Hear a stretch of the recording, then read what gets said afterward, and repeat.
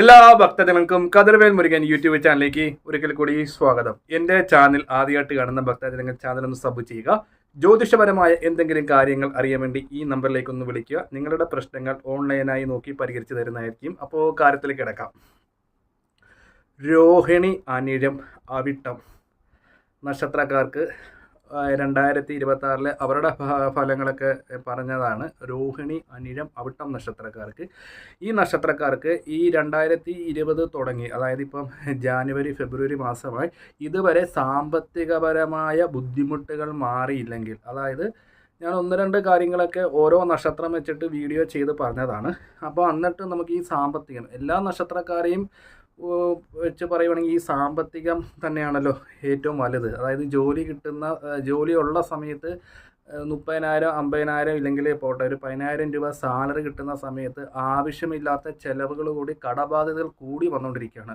ഉള്ള ജോലിക്ക് സാലറി കൂട്ടി കിട്ടുന്നില്ല, നല്ലൊരു ജോലി കിട്ടാനില്ല, വിദേശത്ത് പോകാനുള്ള തടസ്സം, നല്ല ജോലിക്ക് ചെയ്യുന്ന തടസ്സങ്ങൾ, നമ്മൾ പുതിയ ബിസിനസ്സുകളൊക്കെ തുടങ്ങുമ്പോൾ ലാഭമില്ലാതെ നഷ്ടങ്ങൾ സംഭവിച്ചുകൊണ്ടിരിക്കുന്നത്. അപ്പം ഏറ്റവും എടുത്ത് പറയേണ്ടത് തന്നെ കൂടുതൽ കഴിഞ്ഞ ഒരു 2 ആഴ്ചയായിട്ട് ഈ രോഹിണിയും അതേപോലെ തന്നെ അനിഴം, അവിട്ടം നക്ഷത്രക്കാർ അടുപ്പിച്ച് വിളിക്കുന്നത് ഒരേ ഒരു കാര്യമാണ്. തിരുമേനി പറഞ്ഞ വഴിപാടുകളെല്ലാം ചെയ്യുന്നുണ്ട്, പക്ഷേ കാര്യം നടക്കുന്നുണ്ടെന്നൊക്കെ നടന്നത് സാമ്പത്തിക കിട്ടുന്ന സമയത്ത് അനാവശ്യപരമായ നഷ്ടങ്ങൾ ഉണ്ടായിക്കൊണ്ടിരിക്കുന്നത്. അപ്പോൾ ഞാൻ വിചാരിച്ച് എല്ലാവർക്കും ഒരു വീഡിയോ ചെയ്ത് കാര്യങ്ങൾ പറഞ്ഞ് മനസ്സിലാക്കി കൊടുക്കാൻ. അപ്പം ഈ 3 നക്ഷത്രക്കാർ ചെയ്യേണ്ടത് എന്തെല്ലാം വഴിപാടുകൾ ചെയ്ത്, ഇപ്പോൾ പറയുന്ന കാര്യങ്ങൾക്ക് നമ്മൾ ഓരോ കാര്യത്തിനും ഒത്തിരി ഓടി കിടന്ന് വഴിപാടുകളും കാര്യങ്ങളും ചെയ്യേണ്ട. സാമ്പത്തിക ലാഭത്തിന് വേണ്ടി മാത്രം, ഈ എൻ്റെ പ്രത്യേകത സാമ്പത്തികത്തിന് വേണ്ടി മാത്രമുള്ളതാണ്. അതായത് ഈ രോഹിണി, അനിഴം, അവിട്ടം നക്ഷത്രക്കാർ പ്രത്യേകം ശ്രദ്ധിക്കണം. വെള്ളിയാഴ്ച ദിവസം തന്നെ ചെയ്യണം. പിന്നെ ഏതെങ്കിലും കാരണവശാൽ ജോലിക്കൊക്കെ പോകുന്നത് കൊണ്ട് വെള്ളിയാഴ്ച ചെയ്യാൻ പറ്റിയില്ലെങ്കിൽ ഞായറാഴ്ച ചെയ്താൽ മതി. മാക്സിമം വെള്ളിയാഴ്ച തന്നെ ചെയ്യാൻ നോക്കണം. ഇത് ചെയ്യേണ്ടത് ഏകദേശം 10:30 തൊട്ട് 12 മണി വരെ രാഹുകാലമാണല്ലോ വെള്ളിയാഴ്ച. അപ്പോൾ രാഹുകാലത്തിന് ഇപ്പുറം വേണം ചെയ്യാൻ. ചെയ്യേണ്ട വേറൊന്നുമില്ല, നവഗ്രഹം ഇരിക്കുന്ന ക്ഷേത്രത്തിൽ പോയിട്ട് ഈ നക്ഷത്രക്കാർ, അതായത് രോഹിണി, അനിഴം, അവിട്ടം നക്ഷത്രക്കാർ മുല്ലപ്പൂ, അതായത് 1 മുഴം മുല്ലപ്പൂ മേടിക്കുക. അടുത്ത് പല ചാർജ് ആയിരിക്കും. എന്നിട്ട് ഈ മുല്ലപ്പൂ എന്ത് ചെയ്യണം, നമ്മളൊന്ന് നല്ലപോലെ ഒന്ന് അടർത്തിയെടുക്കുക. മാലയിൽ നിന്ന് പൂവായിട്ട് എടുക്കില്ല, ഈ കുറച്ച് പൂ മേടിച്ചാലും മതി. എന്നിട്ട് നവഗ്രഹമായ ശുക്രഭഗവാന് മുല്ലപ്പൂ കൊണ്ട് അർച്ചന നടത്തി തരാൻ പറയണം. മുല്ലപ്പൂ കൊണ്ട്, അതായത് ശ്രീ സൂക്ത മന്ത്രം ചൊല്ലി അർച്ചന ചെയ്തു തരാൻ പറയണം. ശ്രീ സൂക്തം ഉദ്ദേശിക്കുന്ന സമ്പത്താണ്, ലക്ഷ്മി ദേവിയുടെ മന്ത്രമാണ്. ശുക്രന് ചെയ്യുമ്പോൾ സാമ്പത്തികത്തിൻ്റെ ഐശ്വര്യം, അതായത് നമ്മുടെ ഗ്രഹത്തിൽ ഏറ്റവും കൂടുതൽ സമ്പത്ത് തരുന്നൊരു ഗ്രഹമാണ് ശുക്രൻ. വാഹനം, അതേപോലെ തന്നെ എല്ലാ ഭാഗ്യങ്ങളും, വിവാഹകാരകനാണ് ശുക്രൻ എന്ന് പറഞ്ഞ ഗ്രഹം. നമ്മുടെ ജാതകത്തിൽ ശുക്രന് പവർ ഇല്ലെങ്കിൽ നമുക്ക് സുഖാനുഭവങ്ങളെല്ലാം കുറയും, അതായത് സാമ്പത്തിക കാര്യങ്ങൾ കുറയും, വാഹനങ്ങളുടെ ഇത് കുറഞ്ഞു വരും.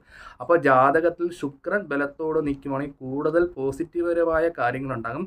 അപ്പോൾ ഈ അവിട്ടം, രോഹിണി, അനിഴം നക്ഷത്രക്കാർക്ക് ഇത് വെള്ളിയാഴ്ച ദിവസം ഇത് ശുക്രഗ്രഹത്തിന് ചെയ്യുവാണെങ്കിൽ നമ്മൾ വെള്ളിയാഴ്ച ഇത് ചെയ്ത് നമുക്ക് ഞായറാഴ്ച കഴിഞ്ഞ് തിങ്കളാഴ്ച തൊട്ട് നല്ല രീതിയിൽ തന്നെ മാറ്റങ്ങൾ ഉണ്ടാകും. ഇതങ്ങനെ ഒരു 7 വെള്ളിയാഴ്ച ഈ നക്ഷത്രക്കാർ ചെയ്യുകയാണെങ്കിൽ മറ്റുള്ള നക്ഷത്രക്കാരെക്കാട്ടിയും കൂടുതൽ സാമ്പത്തിക ലാഭമായി മുന്നോട്ട് പോകാം. സാലറി കിട്ടുന്ന സമയത്ത് കടബാധ്യതകൾ ഉണ്ടാകില്ല.